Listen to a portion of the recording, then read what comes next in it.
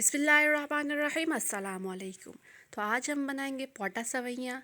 उसके लिए सबसे पहले हम 2 टेबलस्पून ऑयल लेंगे और फिर उसके अंदर हाफ़ केजी पोटा सवैयाँ डाल देंगे और इन दोनों चीज़ों को हम तकरीबन 5 मिनट तक लो फ्लेम पे भूनेंगे।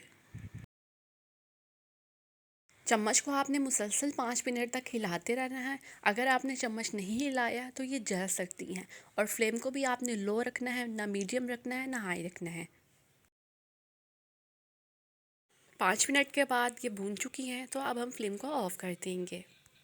अब 1 गिलास मैंने पानी लिया है और उसके अंदर 5 से 6 टेबलस्पून चीनी डाल देंगे।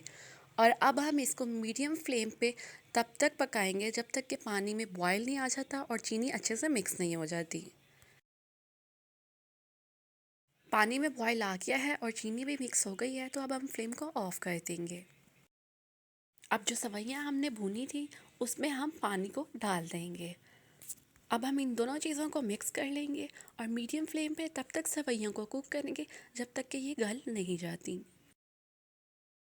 5 मिनट के बाद सवैयाँ कुक हो गई हैं। अब हम इसके अंदर 9 से 10 बादाम डाल देंगे, लेकिन सवैयों में पानी है तो अब हम फ्लेम को हाई कर देंगे और 2 मिनट तक इसको कुक करेंगे कि जो पानी है वो खुश्क हो जाए। पानी खुश्क हो गया है तो अब हम फ्लेम को ऑफ़ कर देंगे। तो तैयार है मज़ेदार सी पोटा सवैयाँ। तो मिलते हैं आपसे नेक्स्ट वीडियो में एक नई रेसिपी के साथ। तब तक के लिए अल्लाह हाफिज़।